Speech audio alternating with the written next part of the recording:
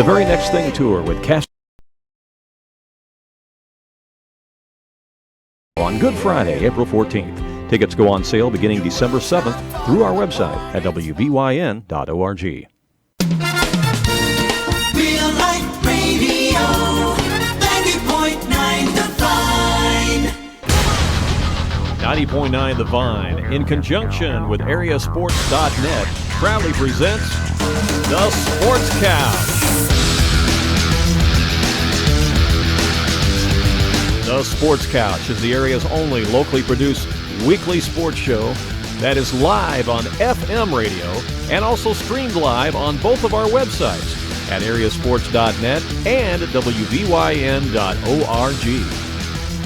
Who will be on the couch this morning? Let's find out. The Sports Couch is on the air right now. And good morning again, basketball fans. Welcome to another edition of the Sports Couch here this morning on this Thanksgiving weekend. It is 8:30, 90 minutes of great local sports talk for you this morning. I'm Randy Olson, live in studio. Danny is down in McLeansboro this morning, getting ready to cover broadcast live from the Hamilton County Lady Foxes Invitational, as the Lady Foxes will be taking on Weber Township Lady Trojans this morning. There'll be a lot of action going on down there. We'll actually check in with Danny here in just a little bit. We've got a lot of coaches on the show for you. Speaking of girls high school basketball, we'll talk to Lady Mules head coach Tanya Conrad here in just a little while, as well as they are participating in the Robinson tournament. We'll see how things are going for the Lady Mules so far. We'll actually also visit with a lot of boys coaches today, too, including Russ Gerlach from Edwards County, fresh off their tournament victory as they went 3-0 down at Grayville. A good start to the season for the Lions. We'll also talk to Coach Doug Creel, the Mount Vernon Rams, who are participating in the Pyramid Plus tournament down at Carterville. They'll have 2 games to play there today. Phil Lieb of the Flora Wolves will open up their season today at the tournament over in Carlisle. We'll get a little preview on the Wolves this year. We'll also talk to Don Kipper, the head coach of the Wayne City Indians, fresh off a semifinal victory last night down at Christopher, and what a wild one. In overtime, they hit a three-pointer from the half line to win it last night. We'll talk to Coach Kipper about the shot as well as the victory this morning on the Sports Couch. But first, let's talk about the Fairfield Mules as they are participating up at the Capital Classic in Lawrence County. And a good tournament up there with lots of great competition. The Mules went 1-1 yesterday, and let's visit right now with head coach Scott McElravy. Good morning, Scott. How are you?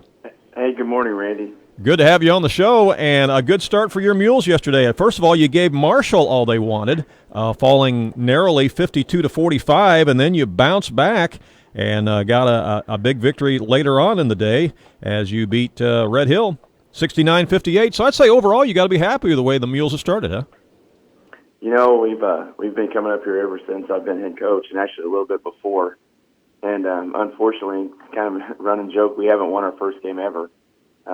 Wow. Of course, five times we played T-Town, and a couple times, three or four times we played Marshall. Now Marshall, very, very good team, very senior-laden team. Their point guard is we thought going to USI. It's looking like either Eastern or SIU Edwardsville right now.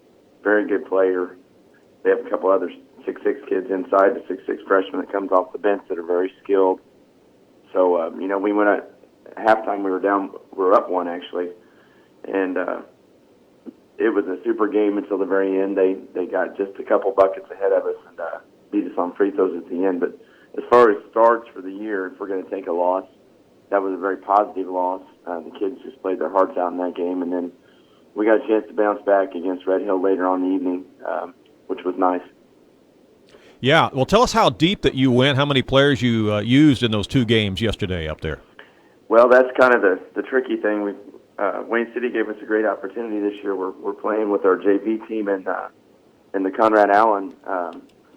So we're trying. Each kid gets 3 varsity tournaments. Mm-hmm. So we're trying to kind of save some of our sophomores for that. So each game only played about 7 or 8 deep because we want those kids to have a chance to not play a couple minutes a game up here, but play full games over there. So right. In a couple weeks, our JV team's going to get to go over there and get to play a lot of basketball, which is going to be a really busy week for us. So our bench was a little slim, but that's the main reason why. Yeah. Well, today you will face a Salem Wildcats team who also has played the same 2 opponents that you have. They got a win against Red Hill. They also lost to Marshall.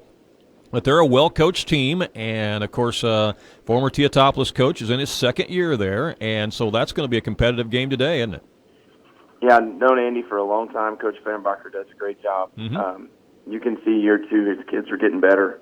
You know, they play a 3A schedule throughout the year, so they're used to playing big teams, and they're a physical bunch. Not super great at shooters from the outside. Hopefully they don't prove me wrong later on. but yeah, they're very physical. They play good defense, and that's going to be a test. And of course, winner of this game is going to get T-Town, so it doesn't get any easier. Yeah, you faced Coach Fehrenbacher for many years when he was at T-Town, and now here you are facing him again while he's at Salem. So you guys go back several years. Yeah, he's a good guy. We had a very competitive game with him last year, and I don't expect any different later on today. Of course, you know, when you're starting out the year and your third game within 24 hours, you never know how kids are going to react to that, tired legs and all. And, you know, we expect good things. We really had a positive day yesterday. Kids, you know, overall, even though we were 1-1, we knew we got beat by a very good team and played very well in that game. So I think they're pretty fired up. They want a chance at T-Town. That'd be a great weekend if you had a chance to play two ranked teams in one weekend. Oh, absolutely. I would agree. Something that a lot of fans may not know, Coach, is the fact that you're actually able to stay up there at a hotel in Vincennes and not have to make that long bus ride back to Fairfield, get up early and go back up there today because you play this morning at 11:30. So explain that to everyone. Yeah, their Chamber of Commerce, the Lawrence County Chamber, so it's Red Hill, Bridgeport, Red Hill, and Lawrenceville come together, and they put us up. They give us 5 rooms over here in Vincennes, which is only about 15 minutes across the river from Lawrenceville. That's a great experience for the kids. You know, we kind of get a chance to get away and be a team, and you know, this tournament's very well ran. I mean, the only knock on it, I guess, is if you're wanting a bunch of wins, you've got to beat state-ranked teams every year. You know, we were looking at the program. T-Town's record is 59-9 in their history here. So, wow. When you look at that, and then you look at the teams that Marshall's had over the years, and Alney, there's a very good chance, I think, that one of the teams here will be at Peoria possibly this year. There's some really good teams. Yeah, on the other side of the pool play there up at that tournament, Mount Carmel beat Teotopolis yesterday 64-62. I think that's the first time Mount Carmel's beaten T-Town in, well, a long, long time. So I know Coach Buss probably had to be thrilled about that. But that sets up an opportunity, like you say, for you to face Teotopolis if you can take care of business today against Salem, because T-Town will come in from the other side of the pool play with one loss, and you would have one loss as well. Yeah, I mean, if there's a such thing as a good loss, you know, that could be one. And you know what? Our kids are ready to go. They think they can win, and that's a big thing right there. You know, going into games, if you have the confidence that you can win, that means a lot. So, yeah, we haven't talked about Mount Carmel. They're really good. Yeah. We'll see them at Carmi and potentially at regionals and that sort of thing. They've got 2 D1 players on their team too. So this tournament, just can't say enough. It's a great experience for the kids. It's definitely not one when you come up here that you expect to go and win more games than you lose. And if you do, you know you have a really special team. Yeah. Well, without giving away too many secrets, what would you say after these first 2 games that you're most pleased about, most happy about from what you've seen in your Mules players? But then what are some other things that perhaps, we need to work on this? Well, I thought in the Marshall game our effort was just outstanding. Our teamwork as far as moving the ball and that sort of thing was probably better than I expected. And I thought our defense was probably better than expected too. We were outmatched in a lot of spots, height-wise, but the kids, there were bodies flying everywhere for loose balls and that sort of thing. Still ball movement at times. You know, in the Red Hill game, we got up big, and unfortunately they had a boy go down with possible fracture of an arm. We were up 30 in that game, and that kind of deflated the mood there, and we ended up winning by 11. But there's always things to work on, I guess. Hopefully today, you know, I told them to make sure that they get nice and hydrated. We don't have tired leg syndrome because Salem's a very solid team. We're going to have to play well to win. Right. That game today, again, is at 11:30 this morning, and if you win that game against Salem, then you would play again tonight, I think, at 6:30. Is that right? Yep, 6:30. If we lose, we play at 5 against Lawrenceville. It's a very scrappy team also, so it should be good. Yeah. So, win or lose this morning, you're going to play again tonight, and still time for fans certainly to get in their cars and head up to Lawrenceville, Red Hill, and be able to watch Mules action today if they'd like to, and hopefully celebrate a couple of Mules wins. Huh? Hey, yeah, and I'd give a shout-out to Wayne City. I saw that on online, the shot that Mr. Willa made. That was pretty exciting. Very, very Good luck to exciting. them tonight. Yeah, and we're going to talk to Don Kipper here in just a few minutes about the shot and the win. So, that was a big one last night for them, for sure. Yeah. Well, Coach, we appreciate your time this morning, and good luck today against the Salem Wildcats, and best of luck for the rest of the way there in that tournament, all right? Hey, thank you. Okay, take care. See you now. You too. See you. Bye-bye.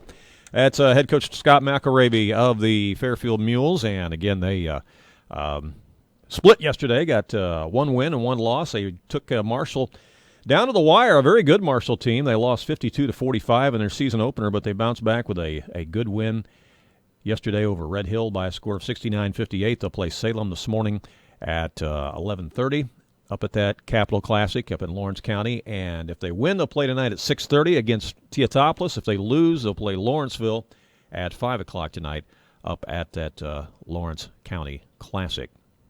So be a lot to take in today with basketball all over the place, really. Of course, it's not just been boys' high school basketball tournaments this week during Thanksgiving. It's also been a lot of girls' tournaments as well, and one of the tournaments that we always like to focus on is the one taking place down in McLeansboro. It's the Hamilton County Lady Foxes Invitational.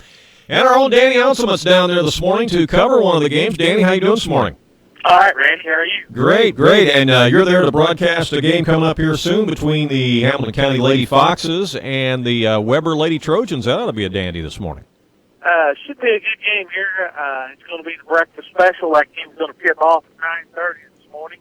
They pushed them up an hour earlier because they didn't think the girls had enough time between sessions because they're going to play two games today, so they wanted to get a little more break between sessions for the girls a chance to get rebuilt because a lot of the girls' teams are not real deep in players and stuff like that. So we're going to start a little earlier and finish a little later. Okay. Well, the Lady Foxes come into today's action 2-1 in the tournament this week with victories over Wayne City and Galatia.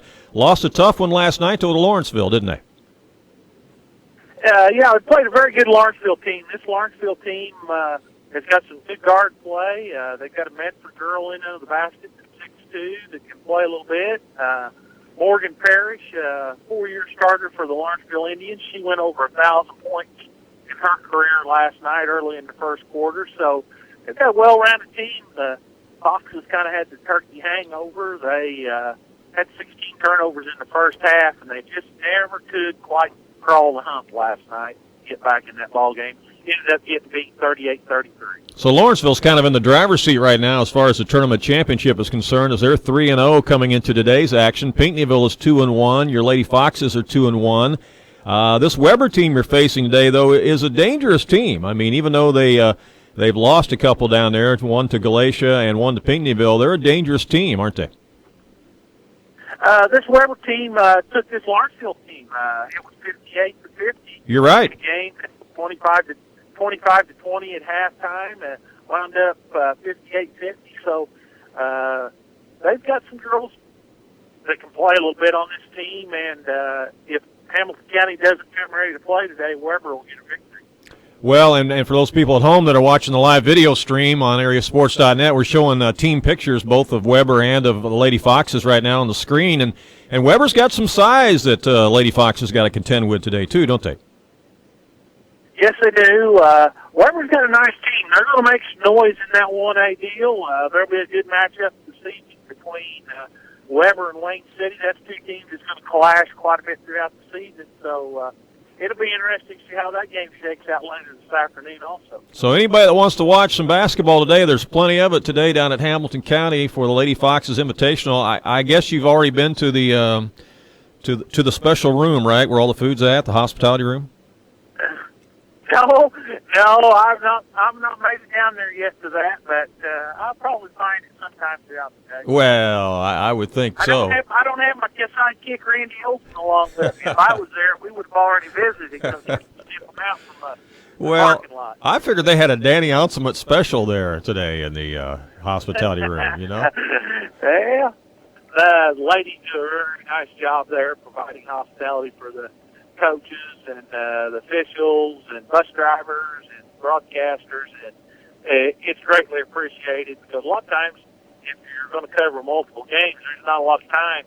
It's kind of grab a sandwich and run and things like that. So always appreciative of those hospitality rooms because those folks do a nice job. Well, I figured since they were starting earlier this year with the games on Saturday morning, they'd probably have some biscuits and gravy there this morning. I'm not sure what they got down there. Like I said, I haven't made it down there this morning. I'm sure they've got some big park donuts, which is always a big hit with a lot of people. So I'm sure there's some things to eat down there. The guys ready. I had breakfast a long time ago, though, already this morning. All right. So your game's scheduled to tip off at 9:30 this morning between the Lady Foxes and Weber Township Lady Trojans. And, again, people can watch that on foxesfans.net, right? We'll come on the air about 20 minutes after 9 with a little pregame show. Hope Tim should be around 9:30, so should be a great day of basketball. All right, have some fun down there today, Danny, and eat some of that for me too, okay? All right, have a good show. All right, see you. All right, bye-bye. See you. Bye. That is Danny Outsummit with a live report down there at Hamilton County, McLeansboro. The Lady Foxes getting ready to do action this morning later on at 9:30 as they will be taking on Weber Township Lady Trojans as action continues all day today down at the Lady Foxes Invitational. So if you like to see some good girls basketball today, that would be a place to certainly do that. Well, what a wild one last night took place in boys basketball down at the Christopher tournament. And man, oh man, a huge win last night for the Wayne City Indians as they win it in overtime last night in a semifinal game against the Waltonville Spartans by a score of 61-58. Joining us on the phone right now is head coach of the Wayne City Indians. It's Don Kipper. Don, good morning. How are you? Morning, Randy. I'm great. How are you? Oh, fine. What an exciting finish last night. The shot. And, boy, that thing has gone viral. I think people have been watching that like crazy on Facebook and Twitter and other places. But you've got to be just thrilled for your team last night. Yep. It was just nice to, pull off the win. Great shot. We kind of drew something up in the huddle. Eric Green was late getting Landon the ball, but that's what we did. We come out of the huddle, and I told him, I said, Landon, they're going to forget about you. So when we break from this huddle, you just hang back here by me, and then we'll break to the corner. And, that's what happened. He made the second free throw. They forgot all about Landon. And Green, if you watch the video, he held the ball for about 2 seconds right in the corner. Right. And then he threw the ball to Landon, so the shot was a little farther than we wanted. But we got the same result we were expecting. Well, I'll tell you what, Landon knew how much time was on the clock, too, because he caught it, pivoted, shot. I mean, there was no wasted motion or time at all. I mean, he knew he had to get rid of it. You're exactly right. That's one of those, it's one of the first times in my life it seemed like that play was 13 minutes, I saw Landon catch it, and it was like it took 5 seconds for him to shoot, and then you watch the video, and that's exactly what it was, man. I mean, he caught it, spun around, threw it up there, and I thought his reaction was great if he made it. It's hard to see in some of the videos, but he just walked. He wasn't even, he didn't showboat too much or nothing. He let his teammates do that. He just took about 3 steps toward the bench, and then he was mobbed, so, just great moment. Yeah, it sure is. Well, and, of course, that puts you in the championship game later on tonight. That's exactly where you want to be. And, again, you're going to be facing a good Christopher team on their court. They beat Weber Township in the other semifinal 61-52. So tell us what you expect tonight against the Bearcats. Same thing. They're going to be fired up. They've won it a couple years in a row. A lot of people weren't expecting much because of what they lost. But Pedigo is very, very tough. He's a guard for him. He can get to the basket. He can shoot. When they played Weber the other night, I thought Bradley Young had an off night. Charles Neal did a pretty good job on him defensively and got him off game. But, they're not deep. And hopefully we didn't spend all of our energy last night. Hopefully we got something left in the tank today and can give them a game. Yeah. Well, and, let's go back to that semifinal game again because, last week when we had you on the preview show, you talked about the fact that Waltonville was going to be very much improved with a couple of guys that they added to their roster this year that moved in. And, boy, you were exactly right. They're a very good team, and they're coming together, and they were a load for you last night. Yeah, it was hard to scout them because they played McLeansboro's JV team. And they were way better. When we stepped on the floor and played them, they were way better than what I thought. I mean, they were very good. Athletically and size-wise, they switched everything. So they can switch and not lose nothing when they guard you defensively. They were very, very good. I think their legs caught up to them late in the second half and again late in the game. But, man, what a good team. They're physical. They play hard. They really moved the ball well, and they moved well. We were up 15 in the fourth quarter. We kind of let them claw back, and we staved off a run, and, we just couldn't make free throws again down the stretch.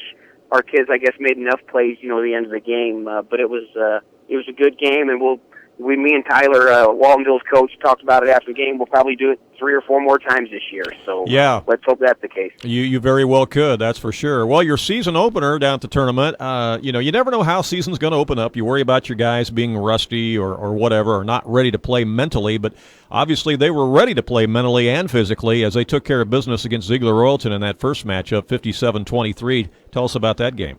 We really tried to talk our kids on that one. We thought ZR was a pretty good team coming back. They started 4, I think 5 seniors, but it might have been just 4 seniors. We played them twice last year, and to start the game, they gave us fits. Last year when we played them twice, they actually led once after the first quarter, and the game was tied after the first quarter. And I really thought we were going to overlook them. But, man, we came out and took care of business. We got off to a little bit of a slow start, but we put a defensive clamp on them. Which was similar to what we did against Waltonville. That's to me, it's kind of a little bit what I take pride in and hang our hat on. When one of the media guys come up to you after the game and says, "I haven't seen a 1A team play defense like you guys have in a very long time." That's what we want to do. We held them to 28 points. I kind of yelled at the boys last night for giving up 58, but it was an overtime game, so we let that slide. Yeah, that's great. That's great. So the tip-off tonight for the championship game is at what time? 7:30. All right, so people who want to get down and watch Wayne City Indians battle for the championship at Christopher tonight against the Bearcats, we encourage you to be down there tonight at 7:30 for that championship game. And then go ahead. If they want a good seat, they need to get there early. Christopher really, really packs the place, so we could use as many people as we can get. Yeah, absolutely. And then next week, back into regular season action, you'll go on the road to Christ Our Rock Lutheran next week, and then your home opener will be next Friday the 2nd against Grayville, right? Yes, that's right. We won't overlook them. I talked to Christ Our Rock's coach last night, actually. He got his first win. They beat Litchfield, so that's a 3A school, I think. Right. They were injured when they opened up against Staunton, but the last 2 games they played Alton, Marquette, and Litchfield. So, they're definitely going to play some bigger schools, and they're not going to be no light task. And I thought Grayville played really well at their tournament this week, so we won't overlook them either. We just take the floor, defend our basket, and just compete with some energy. Yeah, and I don't want to look too far ahead, but just around the corner, of course, is the Conrad Allen Holiday Tournament at Wayne City. That's going to be taking place December 12th through the 19th. Well, it is just around the corner. It'll be the first tournament in the new gym, which is going to be exciting. And, again, another good competitive lineup this year in the tournament. You got Crab Orchard coming in, Grayville, Red Hill, Ziegler-Royalton will be there, Weber Township, Patoka, Sisney, Edwards County, and Clay City. And I think maybe I think you've got the Fairfield JV coming in or something, I understand. Yeah, you said Clay City. Clay City, I think, got out at the last minute, so we had to throw in the JV team of Fairfield, which should be pretty competitive. We've talked with some of our athletic directors. They'll hang around against some of the teams. You never know how many wins they're going to get. But I think it'll be competitive. You hate to have a JV team.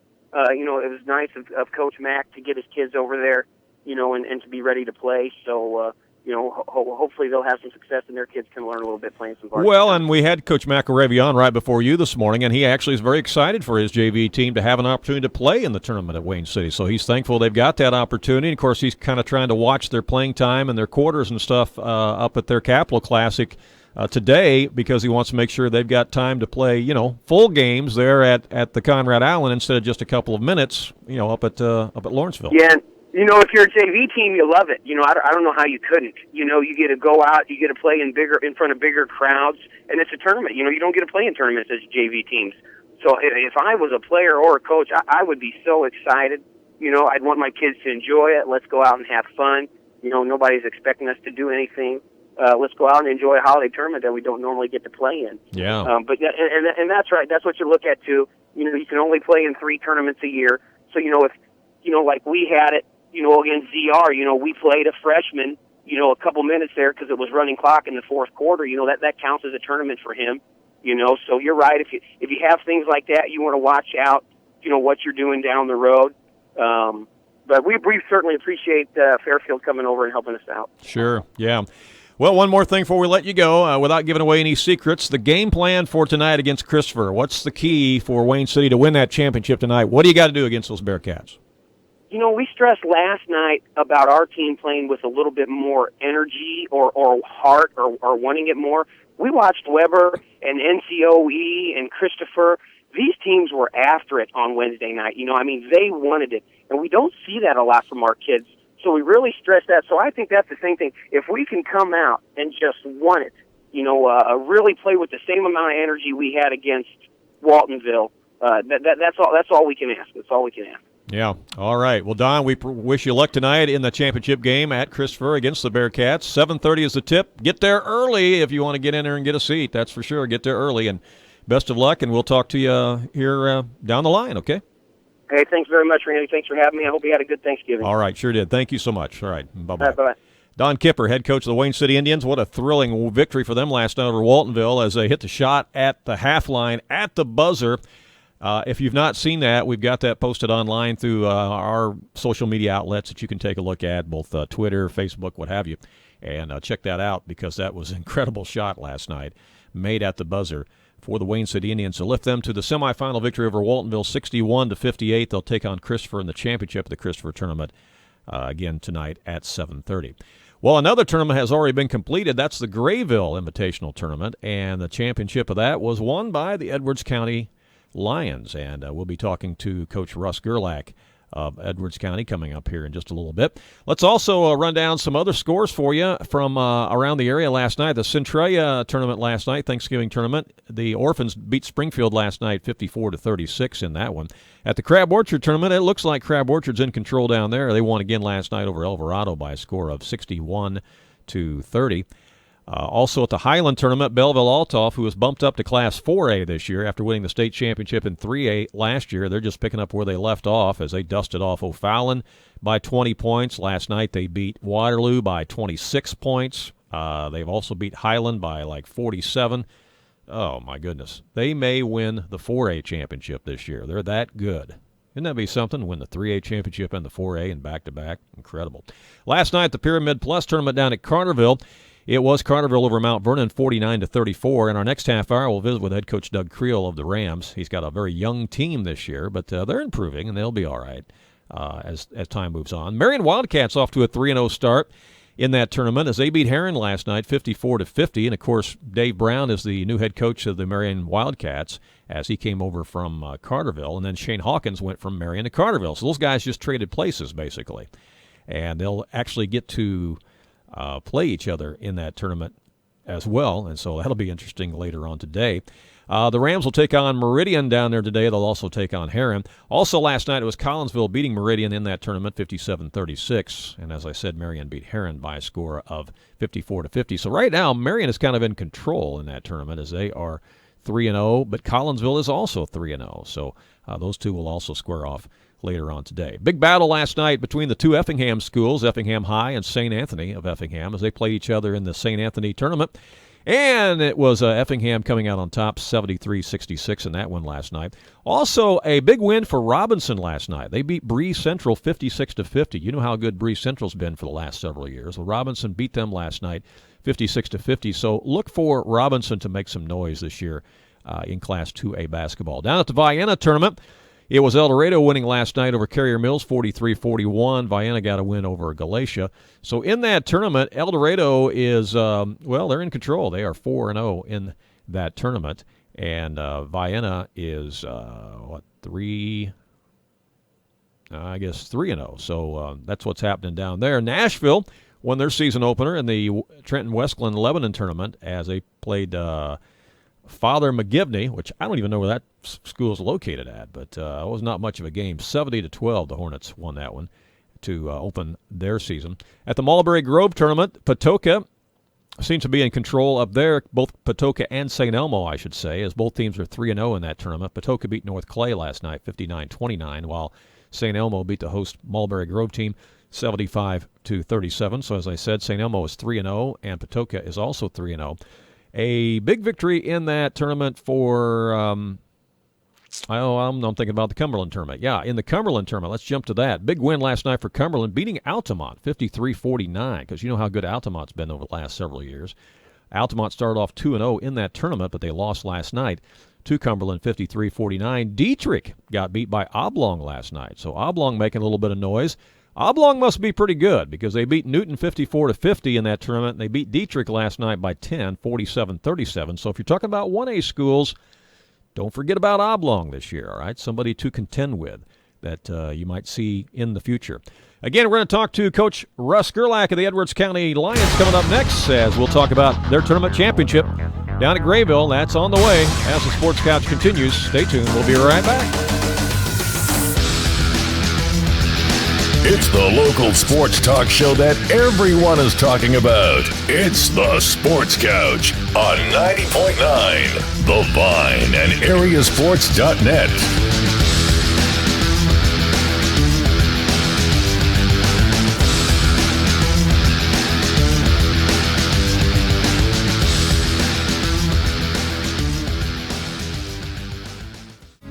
This is your home for best Christian music. WVYN, Blueford, Wayne City, Fairfield, Mount Vernon. And now on Translator, W288CO Centralia, broadcasting at 105.5. A service of Real Life Radio Foundation. The best Christian music. 90.9 The Vine. Glassmasters is proud to be an underwriting supporter of 90.9 The Vine. Glassmasters is a full-service glass company serving Mount Vernon, Fairfield, McLeansboro, and the region. Larry Hester and the Glassmasters team specialize in repairing windshields, including broken glass, rock chips, and cracks. At Glassmasters, their mobile repair unit can come to your home, office, or business. Their phone number is 599-1985. Glassmasters, a full-service glass company. Support for the Vine Radio Ministry is provided by Quinn Law and Mediation, LLC in Mount Vernon. When faced with a legal problem, you may try to navigate your way through the courts and all that paperwork on your own, only to discover that the legal arena is a lot more complex and involved than you expected.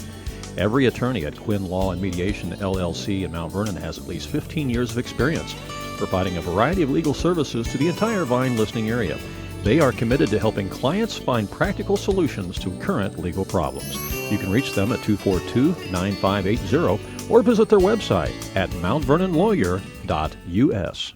105.5 and 90.9 The Vine is thankful for the ministry partnership with Country Bob's All-Purpose Sauce in Centralia. Country Bob's product line includes the original all-purpose sauce, seasoning salt, barbecue sauce, spicy all-purpose sauce, honey habanero, apple chipotle, and marinara. Country Bob's is located on U.S. Highway 51 south of Centralia and can be reached by calling 800-373-2140.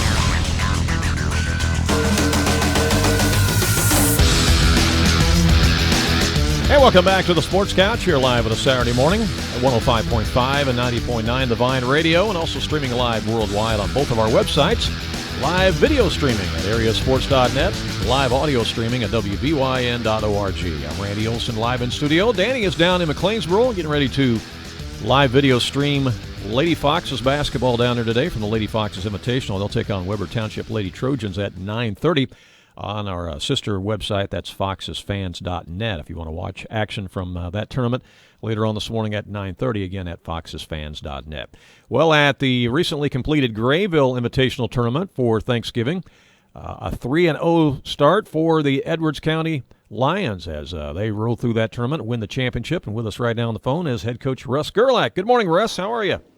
Great, Randy. How are you doing? Great. Congratulations on 3 big victories down there. You beat Sisney 58-43. You beat Gallatin County 68-50, and then you beat Grayville 74-60. It's got to feel good to start the season 3-0, doesn't it?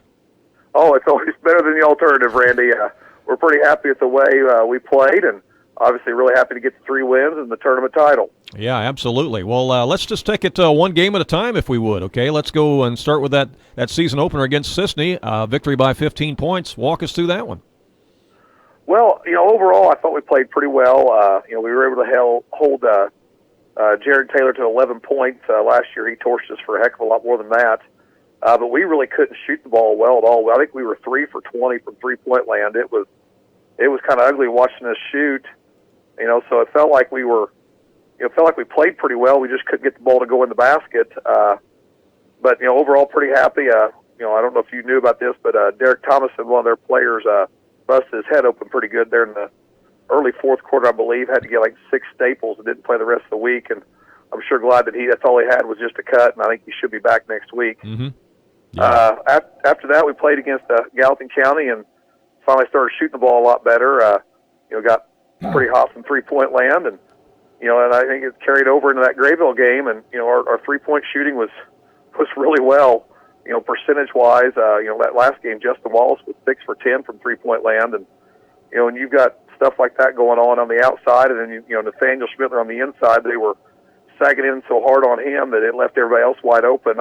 I think he was second in our team in assists. We throw it into Nathaniel, he'd kick it back out for 3, and it's hard to beat teams when they're willing to share the basketball, and we definitely were all week. Yeah, you get that inside-outside game going like you do with the size inside, and like you say, they're sagging in, and then the guys are open on the perimeter, and they're knocking down shots. It's tough to beat the Lions whenever you're shooting the ball like that. Well, to say it's hard to beat anybody when they shoot that well. I don't know if we'll be able to keep that pace up all year. I don't know if anybody can shoot 60% from 3 multiple games in a row, but they were able to take advantage of what we were given the other night, and we were able to hold Case Robinson down at least the first 3 quarters. He kind of went off on us on the fourth quarter. Was able to get to the free throw line quite a bit. Good players like that, they're hard to stop all game. But if we can, there's a couple things like always that we're not real happy with defensively, and feel like there's a couple times we turned the ball over that we shouldn't have as well, and still feel like we got a lot of things that we can clean up and get better at. But for early in the season and everything, very happy with the way we played. For those people who are watching our live video stream on AreaSports.net, we've got a team picture of your team with the trophies and things up on the screen right now for people to take a look at. Your 2 boys are on the screen with you, too. They were right there in the middle of it enjoying everything, weren't they? Oh, yeah. Max has always been into basketball since the day he was born. Clive has kind of taken him a little bit longer, but, they're both excited. They like going to practice. Trying to explain to Clive why he can't sit the bench has been kind of hard. He wants to sit down there with the boys, but they want to be a part of it. They want to be out there, and I'm glad they enjoy it. And I always said I wish I would have done one of these when we won a tournament. Whether it was at Wayne City or here, and maybe it's done that picture turned the other way and got the whole crowd into it one time, because I know they all are excited as well. And it's some of these things are big for the boys, they're big for the coaches, but it's also big for the whole community. Yeah, that's absolutely right. Well, how deep did you go in those games? What typically are you seeing so far as the number of guys that you're running in and out of there? We've got an 8-man rotation, and I'm pretty happy with all 8 of those guys. Each one off the bench has got their own little thing they're good at, and able to take. I don't feel like we missed too much whenever we sub. Cade Rivers, he was our first man off the bench the other night, and I think he even as a 6th man was able to get some votes for all tournament teams. So it shows you that we've got some good players on the bench that we can bring in. I worry about foul trouble, but I don't worry about it as much, because I feel like those guys that can come in can give us plenty of great minutes to get us through to where we can get some of those starters back in. Well, now you get into regular season play, and you're going to turn around and play those Grayville Bison again this week at Grayville, and then your next game would be your home opener against the Flora Wolves. Yeah, I'll say we get to go back to Grayville again. Hopefully we can get some of that kind of adjusted for the future. I don't like the whole playing them right back-to-back thing. Yeah. But, yeah, we get to get Flora at home for our home opener, and then I believe Hamilton County comes to our place that week as well. And then we're on the road for 2 games, Lawrenceville, Fairfield, and then you're already to Christmas break. We don't have much in the way of home games before Christmas, but once we get past Christmas, we've got quite a few at home. And, of course, you're going to be, as we've talked about this before, you're going to be in the El Dorado Holiday Tournament come Christmas time. That's going to be a change for you from the Conrad Island Tournament, and very competitive down there at El Dorado, but it's a good place for you to be, particularly since you're now in the Black Diamond Conference. Well, I'd say we get to see all those teams in the South. I feel like all the 1A schools south of here that we might have seen when we got to postseason play, I knew a little bit about, or I knew somebody that could help me out. And now we've got bumped up to 2A. kind of one of those get to know some more people, different people. If I ever, maybe some connections if I ever need information in the future. So, plus it's an amazing place to play. I've been telling everybody, about going last year to watch and sending a picture of the boys, and the whole team was like, wow, that's pretty cool that on a Saturday afternoon that place is packed for the 1 versus 16 game. So we're excited to get the chance to play down there. Yeah, they put about 3,000 people in there on championship night. It's pretty nuts. It's standing room only all the way around the bowl, and it's tough to find any other atmosphere any better than that, I think, in high school basketball in Southern Illinois. It's really exciting. Well, yeah, we're definitely looking forward to it. We're hoping we play that last day. I'm not about to make any too big of predictions about our chances of getting all the way to the championship game, but we just want to be able to play for at least a trophy and represent our school well and have a good showing to get ourselves ready for the second half of the year. Well, since you got a regular season game looming here soon against the Flora Wolves, any chance of you heading over to Carlisle today, do a little scouting against for the Wolves? Well, actually, we're going to go to Lawrenceville today and try to catch all 4 of those crossover games today. Okay. And then if I go to Carlisle, it'll either be I think they play Flora plays, I think, Friday night, which would be hard to get to because we need to practice. And then I think Saturday I might go over there next week and try to catch that. They run that one from Saturday to Saturday. Mm-hmm. Yeah, well, it sounds like you're getting it figured out as to where you need to be. Well, we've made that trip the last 2 years. I sure wish Flora getting a closer tournament or something to help me out a little bit. But we'll probably be making that drive over there next Saturday. Yeah, all right. Well, now the real big question is, did you have any luck this morning out in the deer stand? Well, it was about 11 o'clock last night, and I was still watching TV, and as I got ready to go to bed, I just kind of turned the alarm clock off, and I slept in this morning and decided I'd just wait till tomorrow and try to get one tomorrow. Ah, okay. All right. Well, the late night, not that they've been that late at nights, but the late nights with the basketball and trying to get up and go hunting, and then all the food I ate on Thursday, felt like it was probably a good idea just to get a little extra sleep today. Yeah. Well, also, inquiring minds want to know, who ate more turkey, Max or Clive? Probably Max a little bit because neither one of them get too excited for turkey, and honestly, it's not necessarily one of my favorite things either, but and I always get more excited for all the side dishes. Oh, there you go. For me, it's the dessert. I have to stay away from the dessert, but it's tough. When you got that pumpkin pie with the whipped cream and all that, that's... Oh, yeah. Well, you don't have to stay away from it that one day, Randy. Just eat it up and enjoy it. Yeah, I guess so. Then take about 2 weeks off afterwards. Yeah, I guess so. You been watching any college basketball, or have you had time? Not seen a whole lot. It seems like every time Kentucky's on or Michigan State's on, I'm gone or something, but hopefully, this week we've only got one game, so maybe I can catch a few games this week. Yeah, all right. Well, Russ, always fun talking to you. Again, congratulations on the tournament championship down there at Grayville, and best of luck as you move into the regular season schedule, all right? We appreciate it. Thank you very much. All right, take care. All righty, bye-bye. That's Russ Gerlach, head coach of the Edwards County Lions. They're off to a 3-0 start, and got that inside-outside game going on as they're shooting very well from behind the arc, and, of course, got the size inside as well. So going to be a load this year. Now, you heard him talk about the fact they've moved up to 2A this year. So they've went from 1A to 2A. So that changes things a little bit for Edwards County Lions. I didn't have a chance to ask him, probably should have, because, we're looking way ahead before we do that. But at the end of the year, regional-wise, he'll probably have to feed in, unfortunately, with that same regional that Mount Carmel will be in. And we all know how good Mount Carmel is this year. They got everybody back. And, of course, they beat T-Town yesterday, which we talked about earlier at the Capital Classic. So Mount Carmel Ace is going to be a load this year in 2A basketball. That's for sure. Edwards County Lions in the Black Diamond Conference this year, too. That'll be interesting to see what they do there. And, of course, they're playing in the El Dorado Holiday Tournament as well, which I think will be a good fit for them. Hey, when we come back, we're going to visit with head coach Doug Creel of the Mount Vernon Rams. They're playing down at the Pyramid Plus Tournament in Carterville. In fact, they're on the bus right now, headed down there to play 2 games today. We'll talk to Coach when we come back. It's the local sports talk show that everyone is talking about. It's the Sports Couch on 90.9 The Vine and AreaSports.net.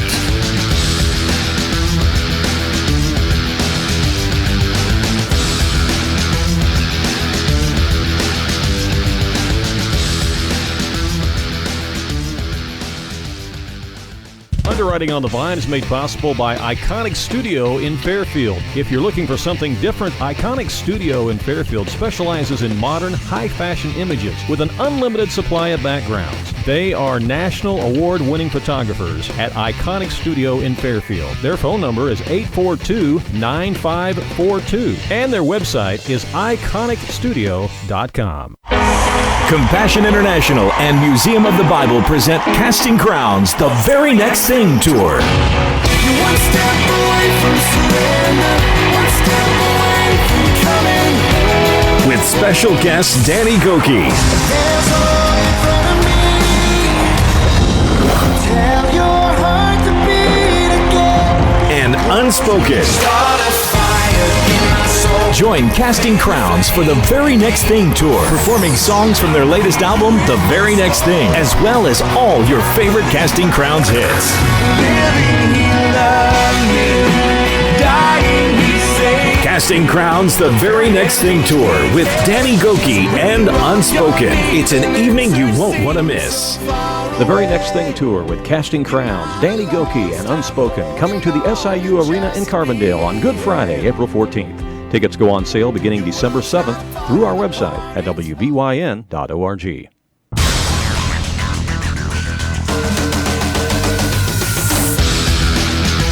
And welcome back to the Sports Couch here live on a Saturday morning on 105.5 and 90.9 The Vine Radio. Also streaming live worldwide on both of our websites. Live video streaming right now at AreaSports.net and live audio streaming at wbyn.org. I'm Randy Olson live in studio. Danny's not with me this morning because he's down in McLeansboro getting ready to broadcast a game down there between the Hamilton County Lady Foxes and Weber Township Lady Trojans at the Lady Foxes Invitational. You can check out that broadcast beginning at 9:30 this morning on our sister website at foxesfans.net. Well, last night the Mount Vernon Rams did battle again down at Carterville against the host Carterville Lions at the Pyramid Plus tournament, and they fell a little short last night. Got the got the lead cut down to 7 points last night in the second half, but then couldn't quite get it any closer than that. Carterville wins it last night 49-34. With us is head coach of the Rams, Doug Creel. Good morning, Doug. How are you? Morning, guys. I know it's kind of tough talking on that yellow cheese bus as you're on your way down to Carterville to play 2 games today. And, it's no secret you got a young basketball team this year, a team that doesn't have a whole lot of experience on the varsity level. But the one thing I saw last night as I was down there watching the game and sitting right there behind your bench is I thought the effort was there. I mean, I thought the kids were really playing hard. They were trying to listen to you, and they seemed to be very coachable. They are. We played hard all 3 games, and that's the key, that we just got to keep plugging and working hard and not get our divers down, because it's going to be a tough go. The teams in this tournament and the teams that we play in our league are veteran teams and got a lot of guys coming back that are very, very good players. And Carterville's got 4 good seniors, 2 really good players. They played really, really well last night, and they shot the ball very, very well. So one thing I was very proud, even though when we were down and out a little bit, our kids were still hustling, scrapping, and that's what we've got to do. Yeah, you were able to get some steals last night and force some turnovers on the Carterville team last night. And again, you battled back. I mean, you were down by 18, battled back to get it to 7 before Carterville finally turned it back up again. But they didn't quit. No, they haven't. We haven't all three games. We've had some lulls where we don't score. We haven't shot the ball well yet, and we haven't finished around the basket, which could be an issue. We may have to get to where we got to be a little more conservative with our shot selection. The first night, we turned the ball against Collinsville. We turned the ball over too much and made too many mistakes. Marion, I thought we played well, just got outplayed. Marion's a good team, got a lot of players, a lot of depth. And last night, I just thought Carterville played really, really well. We've got to get that mindset where, hey, passing around a lot is not a bad thing. Right now, our guys want to shoot and score, and that's good because I want them to do that. But at the same time, we got to make those shots. And if we don't, we got to be a little more conservative.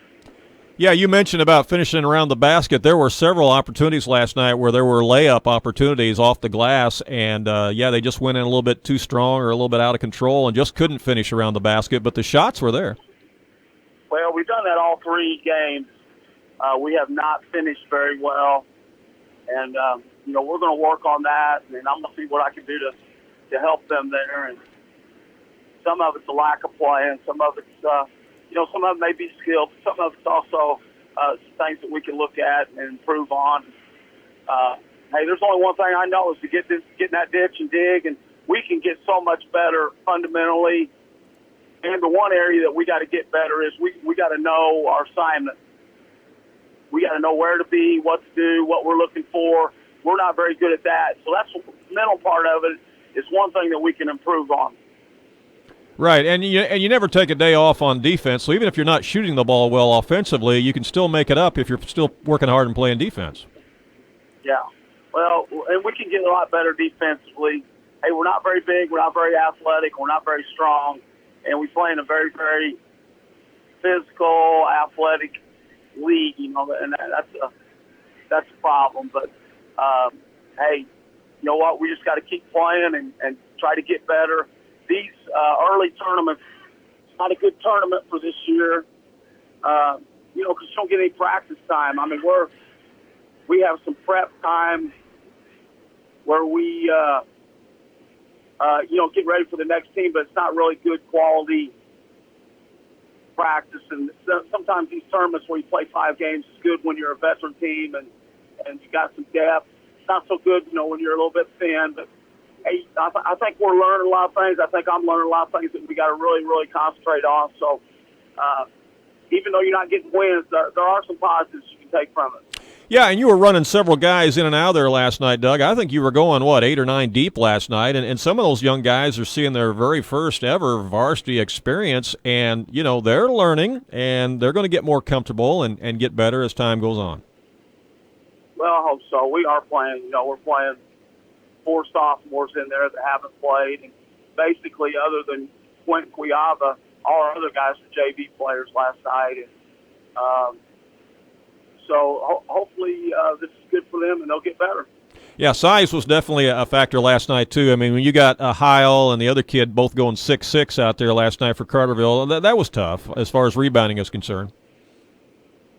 Well, we can do a better job of rebounding, but Carterville shot the ball well. Not only the Beasley kid, but a couple of their other kids really shot. We knew they could shoot the basketball. 20 came in and hit a shot. I mean, they shot very, very well. Some of it is we didn't guard them very well, but some of it is they just played well. And, I think Carterville expected maybe to win this tournament. I know they were 0-2, but they're a good basketball team. And we got our hands full today with Heron, because Heron's very good, very physical.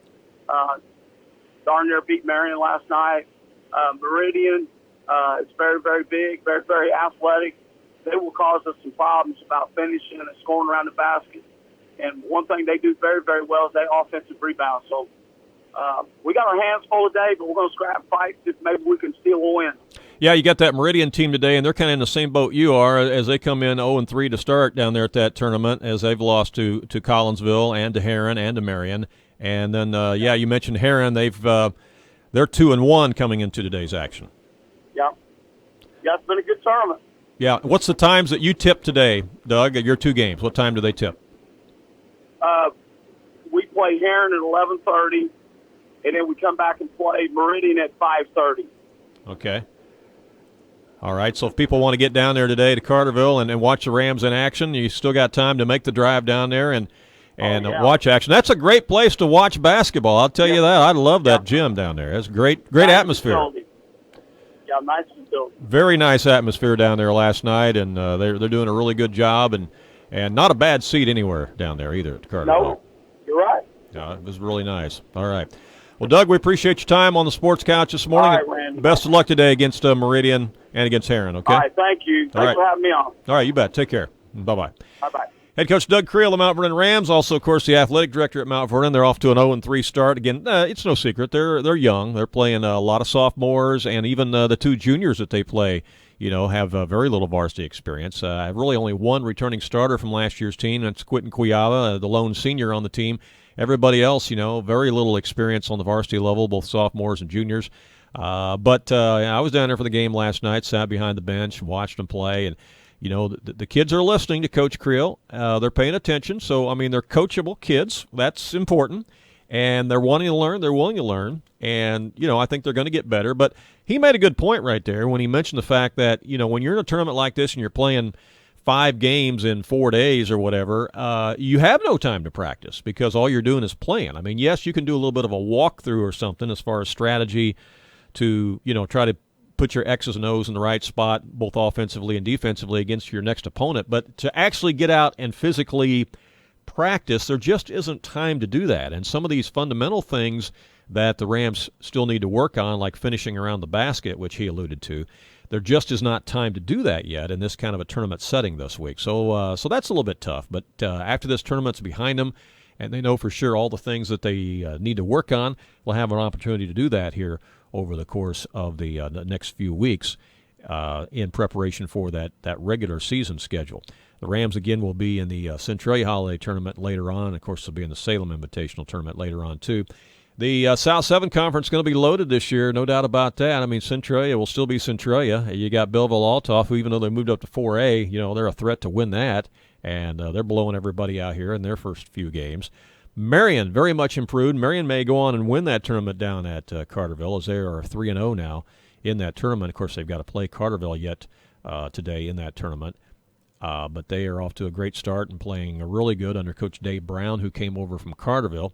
So, and then Cahokia, they got a win, I believe, in their tournament up north yesterday. So they're off to a positive start. So, there are no nights off in the South 7 Conference, that's for sure. It's going to be a very loaded schedule again this year. And, again, you can follow scores and all kinds of information about the teams through our sports website at AreaSports.net. Of course, we archive all of our Sports Couch interviews that we do each and every week on there as well. And, of course, we'll be video streaming some games as well that you'll be able to see on there through the course of the season. And don't forget our sister websites at EdwardsCountySports.net, where Dave Rigg does a great job covering Edwards County sports. And, of course, a lot of the opponents that they play will be opponents that you'll be interested in as well. And, of course, the Hamilton County Foxes, members of the Black Diamond Conference, will be playing a lot of teams that you'd be interested in finding out and learning about and following all year long, too, as you can follow that action on FoxesFans.net with Danny Onselman. Well, when we come back, we are going to be visiting with head coach Phil Lee with the Flora Wolves. They will begin their season today over at the tournament in Carlisle. Let's get a little bit of a preview on the Wolves with Coach Phil Lee coming up next on the Sports Couch. Stay tuned. It's the local sports talk show that everyone is talking about. It's the Sports Couch on 90.9 The Vine and AreaSports.net.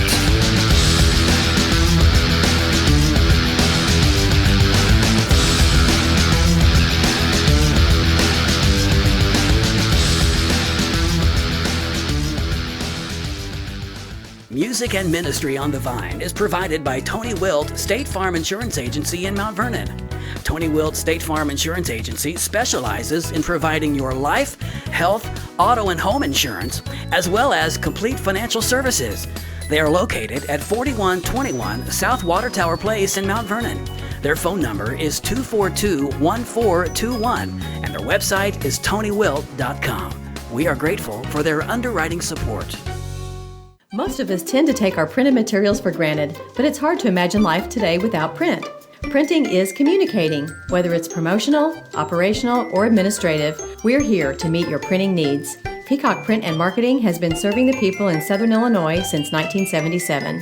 We're located at 1112 Jordan Street in Mount Vernon. Our phone number is 242-3157. Our website is peacockprinting.com.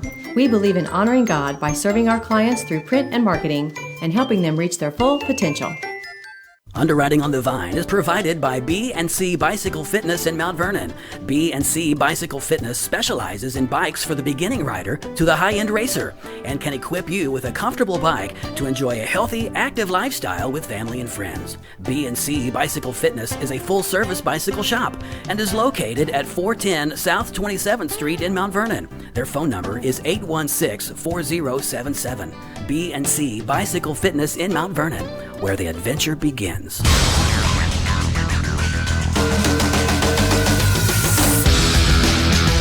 And welcome back to the Sports Couch here live on a Saturday morning at 105.5 and 90.9 The Vine Radio and streaming live worldwide on both of our websites.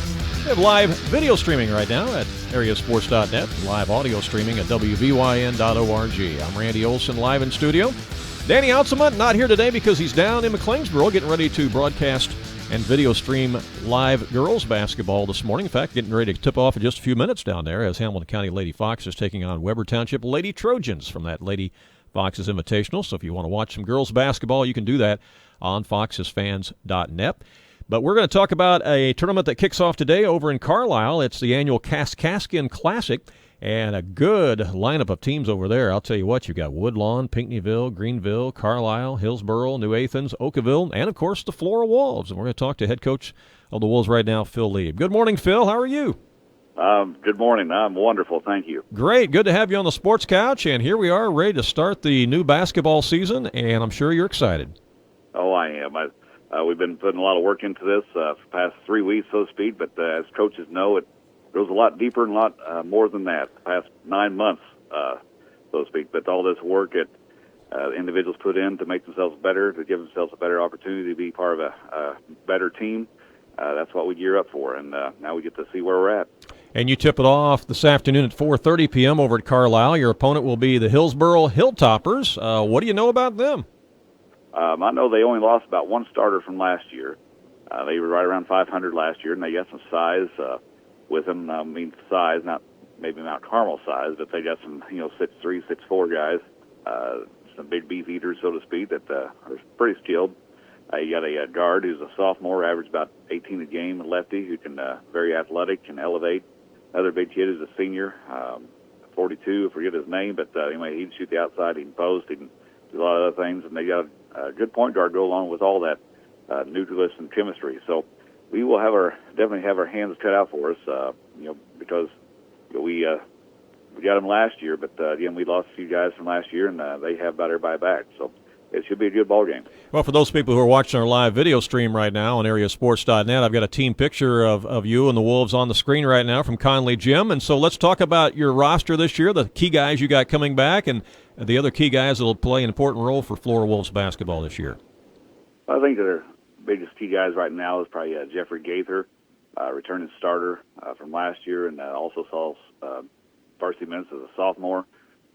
He was capable of hitting the threes and getting to the hole, and really a good defender. Trevin Smith has really come a long way this year as far as with his just overall attitude and his work ethic and buying into the team and getting others involved along with him.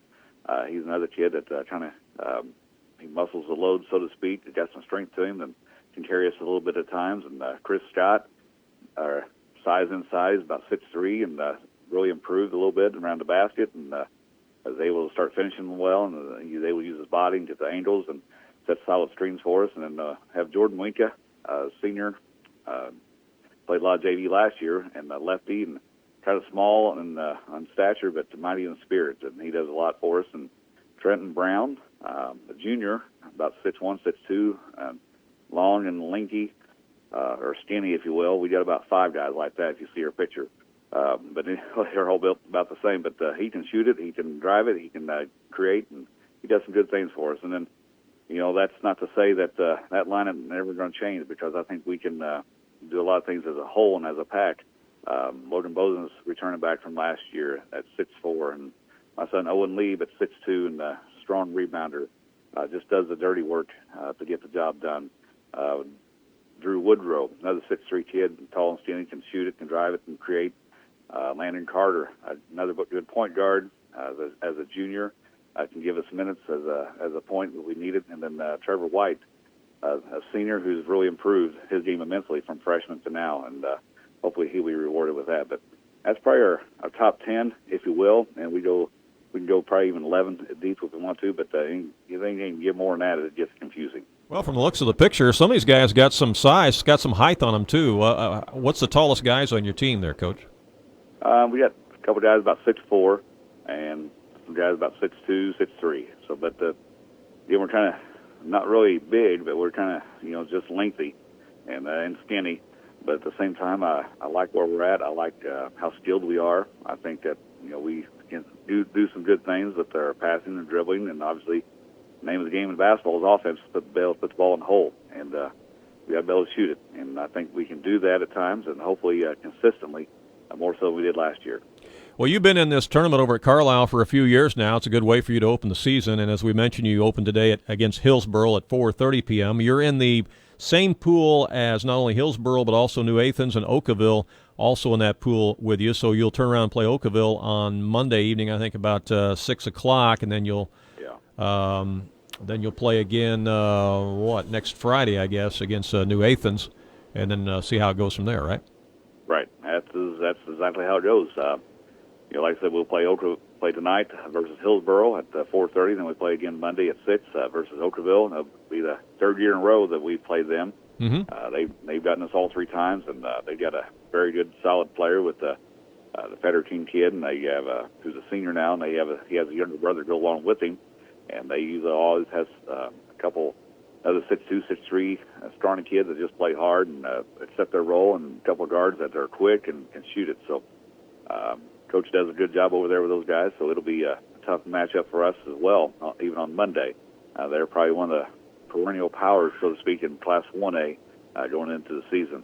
And then New Athens is new to the tournament, so we'll see how they are. I don't know much about them, but we'll be able to get a good look at them tonight and again also next week at some point in time before we play them on Friday. Well, hey, is it just me, or does it seem like Noah Frederking's been playing for Oakville for like 7 or 8 years?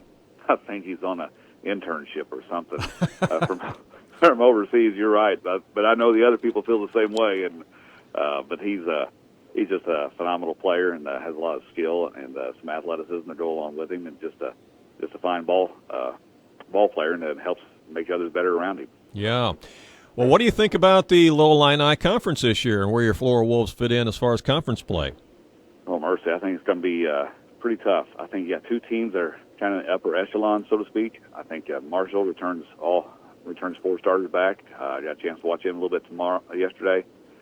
They got some size, they got some athleticism, they got some shooters, some guards.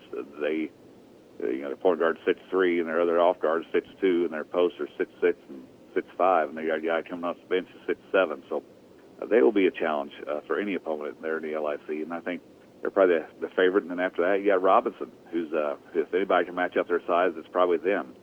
They got the Dirch kid at 6'5", and they got another Sandshaver at 6'6", and Scott kid at 6'5", and so they got some length to them. And they usually have a couple of guards that are wiry and quick, and Coach Thompson does a good job with those guys. So, but then after that, it's going to be anybody's ball game. I think that we can be right there in the hunt in the top bracket, so to speak, but I think you also got to consider Onley and what they do.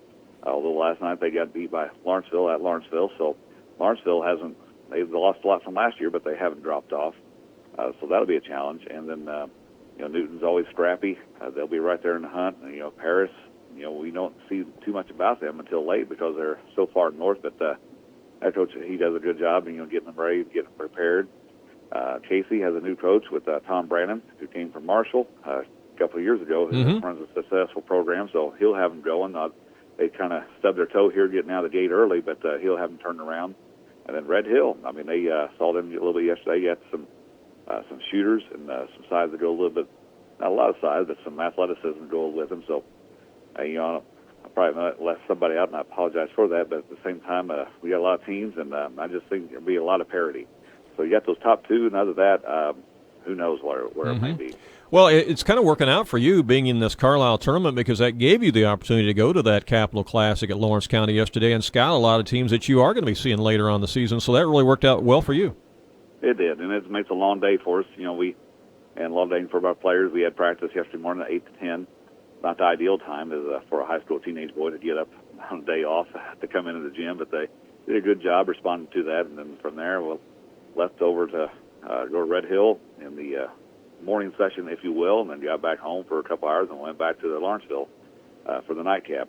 So it was a long day for me, but it was a rewarding day, I hope, and hopefully those that work and that time put in will pay off later on in the season. Yeah. Well, I got to ask you about your son, Ethan. He's playing over at Greenville College, and I know they had this low-scoring game the other night against Lincoln Christian College, 178 to 125. Did anybody play any defense at all in that game? Believe it or not, they did. But as frustrating as it is to me to watch, they don't mind giving up layups at times, only because they know they're going to get down and get a three off as soon as they possibly can. And it's, I got to tell you, Randy, it's exhausting. You know, at halftime, you're ready to go home because I think I've seen enough. But I mean, it was I want to say 75 to 69 at halftime, and then Greenville put up 103 points in the second half. Wow. 103 in the second half, and it was I think they made 37 threes. They shot almost 52% from the three-point line. Yeah. I mean, and there's a stretch there, and I kid you not, they made 8 threes in a row, and it was 8 different guys. It wasn't just one. So I think Ethan's averaging about 13 a game, but so is 8 others. Yeah.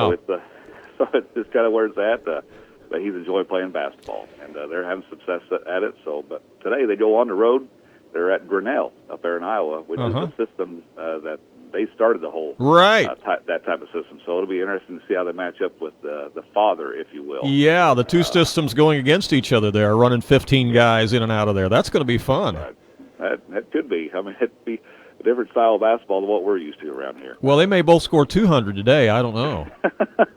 That's true. But that is true. Wow, But no, your son plays, of course, for Greenville College. Andrew Gifford, who originally played high school ball at Fairfield, plays for Lincoln Christian College. So those two got to play against each other again for the first time since high school, which is neat. I think they both ended up with 13 points. But we were kind of kidding around with Andrew's father, Jim Gifford, the fact that here you got Lincoln Christian College. They score 125 points, but they get beat by 53.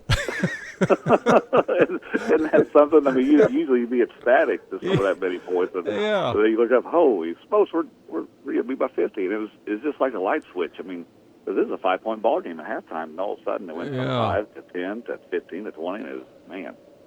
But I guess in that system, what they're doing there at Greenville, I guess they're trading threes for twos, aren't they? I mean, they're giving up the twos, but they're coming back and hitting all these threes, and like you said, they shot like 60%, so it's unreal. Yeah, it is unreal, and and not that they don't play defense, but they do a lot of pressure and they do a lot of traps. If you can survive the traps and the pressure, you're going to get some good-looking shots, some easy shots.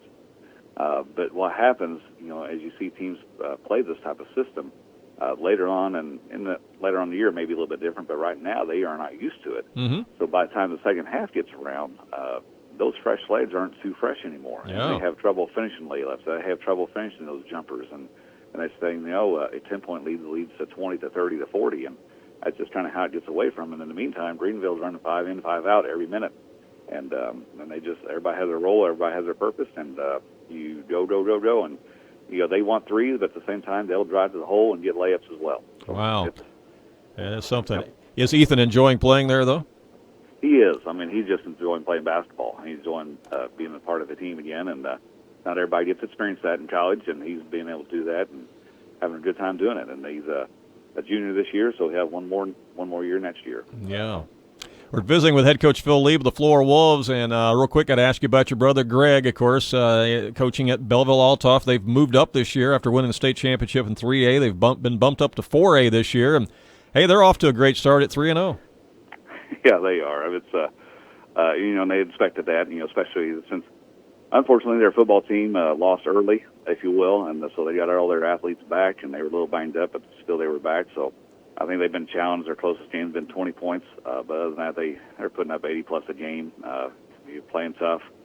They got some phenomenal players. They have one stud, if you will, with Jordan Goodwin, and had a kind of neat story in the St. Louis paper and even on the news that we didn't know about, and Greg kind of kept a secret from us. But LeBron James got wind of their success last year, and they won the state tournament, obviously. So anyway, he sent each and every player a pair of shoes with a note attached to them, individualized to each player. So wow. It was a custom order shoes. You can't get them in a store. You can't order them anywhere. So it was just specifically for Belleville Althoff. So it was that was kind of neat. So there's a bunch of Althoff fans right now that are LeBron James fans right now. How about that? Well, that was a nice gesture. I would think that when you sat down with him at the Thanksgiving dinner, you would have asked him if you could borrow a player or two this year. Well, you learn after a while, if you already know the answer to the question, you just stop answering their question. Yeah, okay. So it's but we had a great visit, and it's just phenomenal to sit back and think after all these years we're still going at it. Yeah. I was still coaching and teaching, doing something we love to do, and that's kind of our ministry, if you will. Well, it is, and it's much more than basketball, and we've talked about that before. I mean, you're shaping these young men to become young men. Yes, absolutely, and we don't take light of that situation because the world and wherever you go, they need young men. They need strong young men. They need young men to fight for their families. They need young men to fight for their communities and for their country, and not so much as physically, but just mentally and spiritually. And that's if we can do that, we're doing some good things here. Absolutely. Well, Phil, it's always fun talking to you on the Sports Couch. We wish you best of luck today as you open your season over at the Carlisle tournament against Hillsboro at 4:30 p.m. as a tip-off. Best of luck in that tournament. We'll talk to you, I'm sure, in the coming weeks. All right? All right. Sounds great. Thank you, Randy. Take care. All righty. Bye-bye. Head coach Phil Lee of the Floor Wolves. Again, they'll open their season today at that Kaskaskin Classic. Their opponent will be Hillsboro at 4:30 p.m. They'll then take on Oakville on Monday night, and then they will face New Athens next Friday night in that Kaskaskin Classic tournament. Again, the first day of action there begins today, and some of the other teams that are in that tournament include Carlisle, Greenville, Pinckneyville, and Woodlawn Cardinals are also in that tournament at Carlisle, which begins today. Well, when we come back, we're going to shift gears and talk a little bit of girls basketball as we're going to talk about the Fairfield Lady Mules as they have got a couple of games under their belt. They're involved in a tournament at Robinson, too. As we will talk to the head coach, Tanya Conrad, coming up next. Stay tuned. It's the local sports talk show that everyone is talking about. It's the Sports Couch on 90.9 The Vine and AreaSports.net.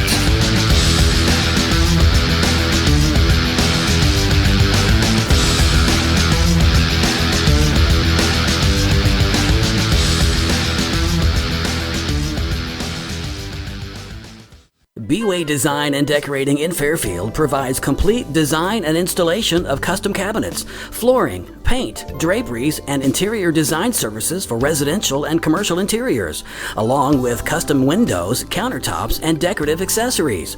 B-Way Design and Decorating is located at 1000 East Main in Fairfield. Their website is bwaydesignllc.com, and their phone number is 842-9216.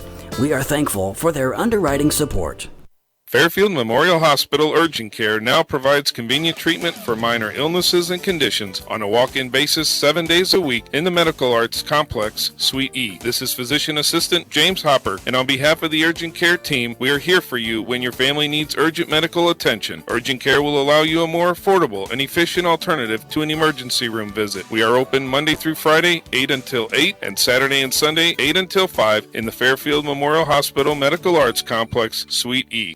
Real Life Radio is thankful for the underwriting support of Jeff Donahoe Insurance Agency in Mount Vernon. Jeff Donahoe Insurance Agency has offered multi-peril crop insurance, providing revenue protection for farmers since 1978.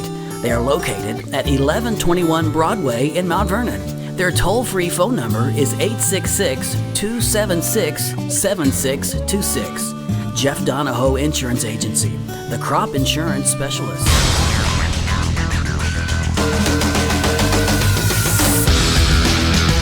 And welcome back to the Sports Couch here live on a Saturday morning on 105.5 and 90.9 The Vine Radio, and also streaming live worldwide on both of our websites. Live video streaming right now at AreaSports.net and live audio streaming at WVYN.org. I'm Randy Olson, live in studio. Danny is down in McLeansboro right now as he is live video streaming action from the Lady Foxes Invitational, where Hamilton County is taking on Weber Township right now as we speak, so you can check out that action if you would like to.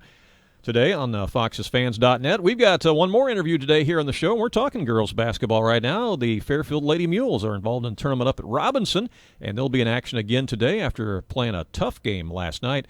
And with us on the phone is head coach Tanya Conrad. Good morning, Tanya. How are you? Good morning, great. How are you? Good to have you on the Sports Couch this morning as your Lady Mules are up in Robinson playing in that tournament. And, boy, you had a nail-biter last night, I guess, a one-pointer, 45-44. Tell us about that.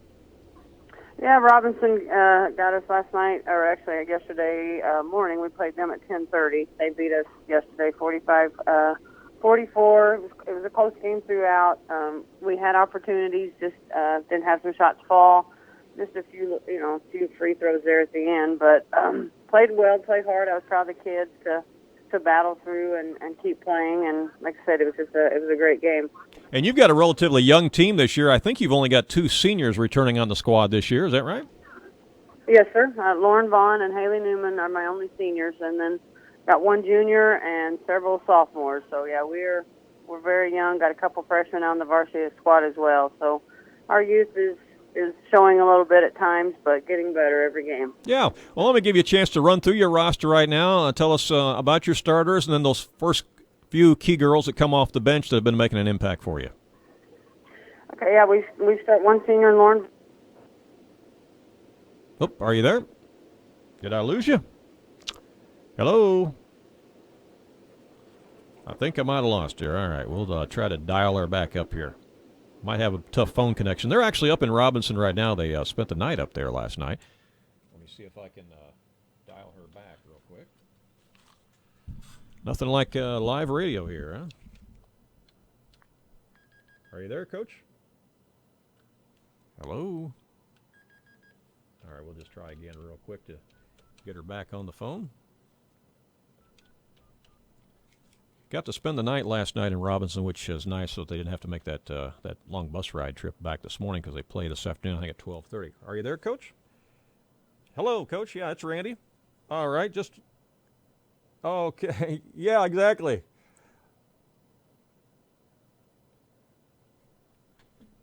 All right, well, we're going to hope that she's able to call us back. If you can call us back, Coach, at 895-3030, that's 895-3030. All right, she's going to try to call us back. I think we got a bad connection up there, but hopefully we'll reconnect with her. They lost 45-44 to the host Robinson School yesterday in that tournament, and also they've had a regular season game to kick off the year. The Lady Mules played against the Flora Wolfgals. Last week they lost to Flora by a score of 51-34. So they actually have two games under their belt, so they're off to an 0-2 start, but very competitive in that game certainly yesterday at that Robinson tournament, and they play again today, and I think that's Coach coming back here. Is that you, Coach? All right. I don't know. It just dropped on us. I figured it was a cell or something. Let me patch you in here real quick. Okay, I think we got you back. Are you there, Coach? Yes, sir. All right. You were starting to run through your roster, and you mentioned the fact that we were going through your starters, so go ahead. Yes, like I said, Jevin Shreve doing a great job. She's another sophomore for us. And then rounding out the starting 5 right now has been Kinsey Kolak, which is another sophomore who came in at the end last year and started to get some significant minutes and is getting the call right now in the starting spot. I got Haley Newman, Chloe Newman, both coming in and sharing some minutes inside in the post with Kinsey. And then also some of my other sophomores in Rachel Jennings, Autumn Dallas, that are getting significant minutes at the guard spot. And then, like I said, I had a couple freshmen that are on the roster, and Lainey Milner and Lexi Hobbs, who I think as the season progresses will get more comfortable and be able to come in and see some minutes there too coming off the bench. And I'd like to get to that rotation of 8 to 10 girls where we can get a good rotation and maintain some pressure up on the ball and different things and get the ball out and do a little high up-tempo style of basketball. Yeah. You also had a regular season game last week. You opened up the year against the Flora Wolfgals and lost that one. Tell us a little bit about that contest. Flora's, got a great shooter. With one of their kids, always has one kid that can step out and knock down some threes, and we didn't do a great job locating her at times. And again, it was just an issue of us finishing inside with some, easy buckets and things like that. And like I said, locating and rotation out of defense. But it's just, like I said, we're getting better every game. We came out, played Marshall last night up here, and we came out and looked really good against them in the first 12 minutes of the game. And, they're a senior dominant, got 2 Division I athletes, on their team that are going to play at, next level.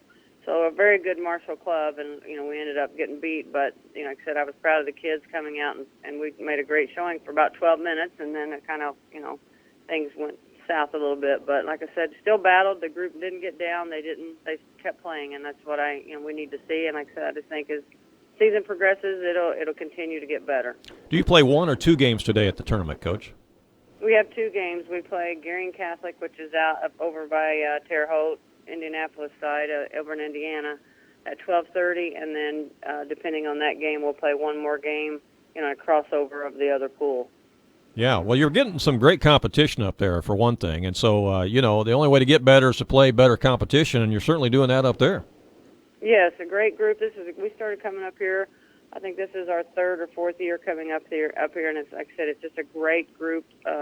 Great teams up here, great competition, and really enjoy coming up here. Great hospitality by Robinson. So it's been a good time up here. Well, and also you're spending the night up there, which is nice because you don't have to ride that yellow cheese bus early in the morning and make that long bus ride up there, which has got to make you a little bit more rested as you play those two games today. Yes, definitely, and it's a little team bonding type thing that we've done ever since we started coming up here. Just we get together after the games and can kind of sit down and talk and relax and just like I said, just bonding a little bit better and getting that chemistry better on the team. Well, and that is so important when you're talking about the game of basketball, whether it's boys or girls, is you got to have that team chemistry, and that is just so important. So this is a good opportunity for you to do that. Yeah, and we get to go next week we got Wayne City at their place, which I'm excited to play in their new gym. It's a beautiful facility they've built over there. And then next weekend we go down to Kentucky and play a couple of other high-level games. But like I said, it's good for us, and it's good for our girls to see the different level of competition. That the game's down in Kentucky. Are you going to Marshall County, or where are you going down there?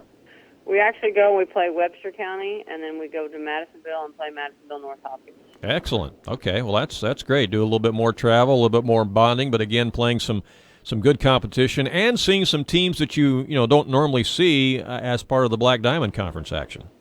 Yes, that's another good thing that we can, like I said, get great competition and not have to play the same teams, 4 and 5 times throughout the season. Right, like you used to do when you were in some of the other tournaments. Yeah, I can understand that.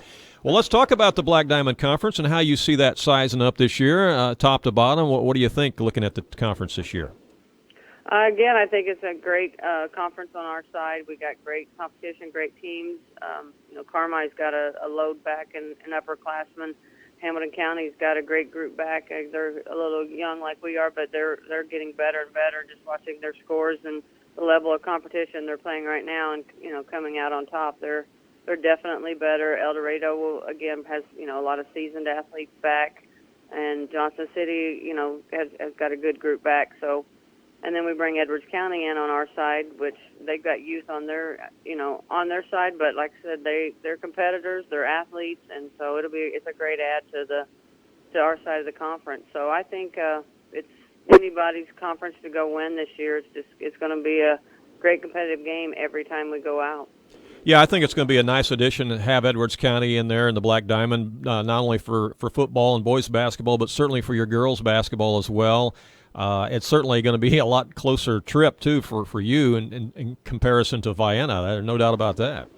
Oh, yeah. Trade that 15-minute bus ride for an hour and 45 any day. Yeah. Well, for those people who are watching our live video stream right now on AreaSports.net, we've got your team picture up on the screen right now. I love that team picture, by the way. And I love those candy stripe warm-up pants. Those are cool. Yes, we're excited to have those. We've been talking about them for a few years and had done a fundraiser or two and got the funds to purchase, and we're pretty excited, and we like those. Yeah, that's great. So your home opener, when will be your home opener at the Mule Barn this year, Coach? December the 5th against Carmi, I think, is our home opener. Okay, all right. So we still got about another week before we play at home. And are you hosting your own Christmas tournament again this year? Yes, we're really excited about that. Our Mary Mule, this is our 5th year to host that. We expanded this year to 12 teams. Great. All the teams that are, have been in there every year, and then we added T-Town, Woodlawn's coming, Lawrenceville's coming, and Galatia. So wow. I think it's shaping out to one of the best tournaments, I think, for girls basketball in Southern Illinois. So doesn't have anything else to do during that 2 days on the December 26th and 27th. If you got a break between boys basketball, or you just love to watch girls basketball, I think it'll be a very good tournament. We play at FCHS at our high school gym, and then also a block away at Center Street Gym. Excellent. Well, that's great. That is going to be awesome with 12. Excited. Yeah, with 12 teams in it, and the level of competition that they're bringing in there, that will really, really be exciting. Congratulations to that. That's awesome. Yes, thank you. Yeah, we're excited. All right, so today you got two opponents up there. You're playing the team from over around Indianapolis, and then who else did you tell me you're playing today, Robinson? Well, it depends on what we do Yep. in the course of this morning game, but we're probably looking at playing either Alney or Oblong in that crossover game. Yeah. All right. Well, we want to wish you best of luck up there today at Robinson. Hopefully you can bring it back a win or two, and we'll talk to you, I'm sure, down the line during the season. Okay, Coach? All right. Thank you so much. Thank you. All right, you bet. Bye-bye. Head coach Tanya Conrad of the Fairfield Lady Mules as they lost a tough one to Robinson yesterday at the Robinson tournament, 45-44. Also lost to a very, very good Marshall team who will be putting some players in Division I girls basketball probably.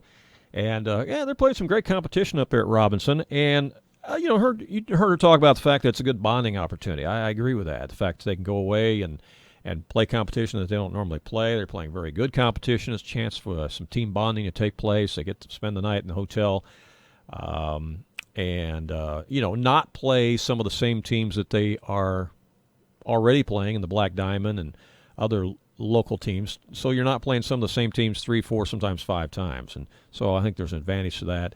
And it's kind of neat that they're doing that. And they're also going down to Kentucky here real soon to play a couple teams down there too. So kind of neat things they're doing there with the Fairfield Lady Mules basketball program. They're young, like a lot of other teams are around the area. We talked about the boys team at Mount Vernon, how young they are this year with a number of sophomores. Same thing with Fairfield Lady Mules. A lot of sophomores playing on that team to go with just a couple of seniors. And so, a little growth taking place. Got to get some more experience under the belt, but they'll be all right. But I'm excited to see what they're doing with that tournament too. They're having their own tournament at Christmas time again on the 26th and 27th, expanding it to 12 teams this year. You heard her say they're bringing in Woodlawn, T-Town, and some others, and they'll be playing games both at FCHS Mule Barn as well as at the Center Street School Gym. So that's exciting. So that'll be something to look forward to come Christmas time. If you like basketball, there'll be plenty of it to enjoy at that time. Hey, we are out of time. It's 10 o'clock, and we appreciate you joining us today on the Sports Couch. We'll be back again next Saturday morning, same time, same station, same website. It's 90 minutes of great local sports talk. It's the Sports Couch. Have a great weekend, everyone. Take care. Be safe.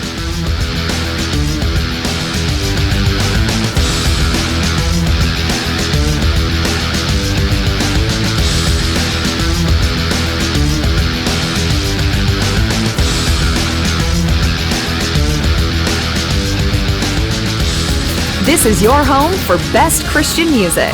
WVYN, Blueford, Wayne City, Fairfield, Mount Vernon. And now on Translator, W288CO Centralia, broadcasting at 105.5. A service of Real Life Radio.